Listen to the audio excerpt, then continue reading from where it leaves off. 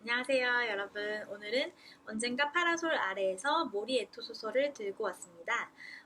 표지나 그리고 제목에서 느껴지는 연상되는 것들이 어떤 것이 있으실까요? 저는 무언가 편안하고 릴렉스되는 마음이 따뜻한 그런 이야기가 처음부터 펼쳐질 줄 알았어요.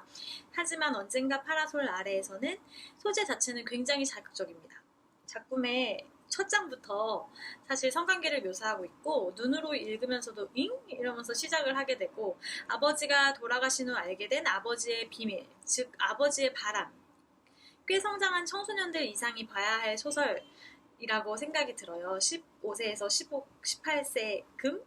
이 정도라고 해도 괜찮을 법한 소설인데요. 하지만 모티프만이 성적인 요소고 사실 작품 전반에 굉장히 중요한 요소이긴 하지만 결국에는 가족의 해체와 아버지의 죽음, 그리고 죽음 후에 밝혀진 아버지의 바람과 과거들을 파악해 나가면서 결국에 가족 구성원들이 치유되고 성장하는 소설이 아닐까 싶습니다. 나름 묵직해질 수 있는 소설의 주제와 요소를 노노라는 주인공 가족의 둘째 딸 시점에서 생각보다 가볍고 그리고 평범하게 담담하게 그려내고 있습니다. 그래서 읽기 굉장히 쉽고요. 꽤 섬세하고 따뜻함이 느껴지는 그런 책인 것 같아요. 이해할 수 없는 그리고 하지만 상당히 많은 분들이 책 속에 나오는 아버지 정도는 아니어도 굉장히 타이트한 훈육을 하시는 부모님 밑에서 자랐을 수 있다고 생각이 드는데 그래서 소설 속의 아버지는 3남매의 성장 과정에서 모든 유혹과 관련된 요소를 차단을 해요.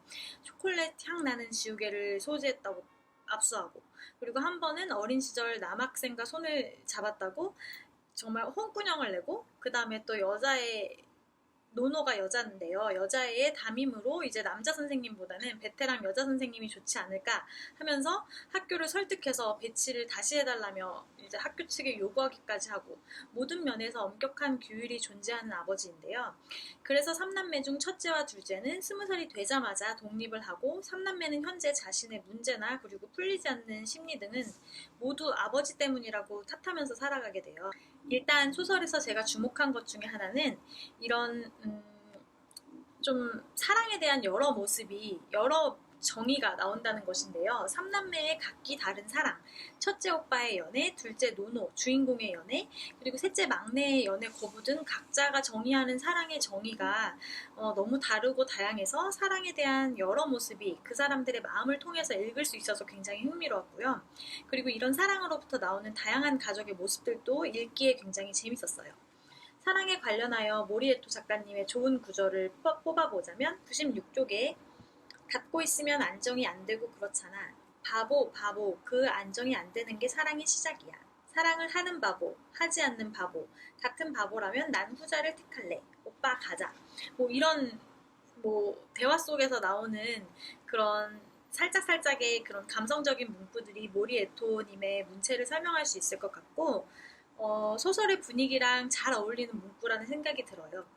이런 특수한 아버지와 자녀의 미래를 읽어내려가면서 부모의 가르침이나 훈육의 방식 그리고 알게 모르게 주입하는 그런 부모의 가치관들이 아이들의 인생 전반에 끼치는 영향에 대해서도 곰곰이 따져 생각할 만한 시간을 갖게 하는 그런 소설 같고요. 덧붙여서 이런 3남매를 보면서 성인이 된다는 것 혹은 독립한다는 것 의 의미가 무엇인지 그리고 진짜 어른스럽게 인생을 어른스럽게 대하는 법 자신의 행동과 결과에 책임을 지는 한 객체로서 산다는 것은 무엇인지에 대해서 생각해보게 하는 그런 소설입니다. 하루하루 빠르게 지나가는 시간을 덧없이 흘러 따라가다 내려가다 보면은 자신이 의도하던 의도하지 않던 인생이 어떻게 변해가는지 그런 생각해 볼 만한 주제를 던져주는 소설이에요.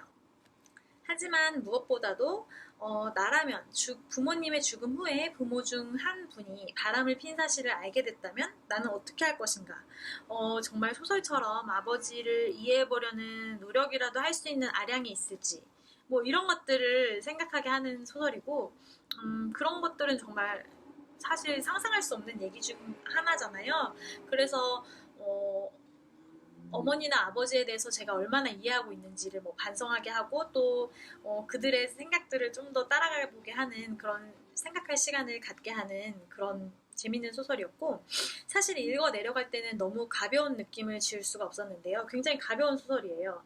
역시 유명한 작가님의 책은 사실 덮고 책에 대해서 숙고하다 보면 하나의 소설에 여러 가지 사색의 빈자리를 내주시는 것 같아요. 그래서 되게 좋았고, 모리에토 작가님은 워낙 유명하셔서 저도 사실 들어본 적이 있는데 작품을 읽어본 것은 이번이 처음이었어요. 사실 바람에 휘날리는 비닐 시트라는 모리에토님의 소설이 더 유명한 것 같은데요.